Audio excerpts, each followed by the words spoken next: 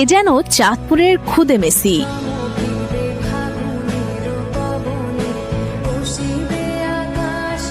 মাত্র 5.5 বছর বয়সেই মেসি নেইমারদের মতো অসাধারণ সব ড্রিবলিং আর স্কিল দিয়ে সবাইকে অবাক করেছে শিশু সোহান।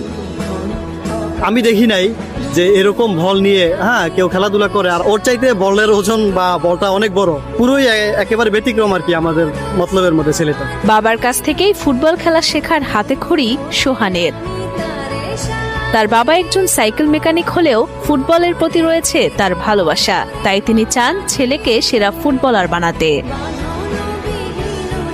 স্বপ্ন পূরণ করতে প্রতিদিন নিয়ম করে ভোরে আদরের সন্তানকে ফুটবল খেলার কৌশল শেখান তিনি। এই অল্প বয়সেই হেডিং, ড্রিবলিং, স্কিল, বল কন্ট্রোলিং এর মতো ফুটবল খেলার বিভিন্ন কৌশল একে একে রপ্ত করেছে শিশু সোহান। খেলাধুলা আমার ছেলেকে আমি নিজেই শিখি, এমনকি ওরা চাই বাংলাদেশের একদিন ভালো ফুটবলার বাংলাদেশের যাতে নাম হয়।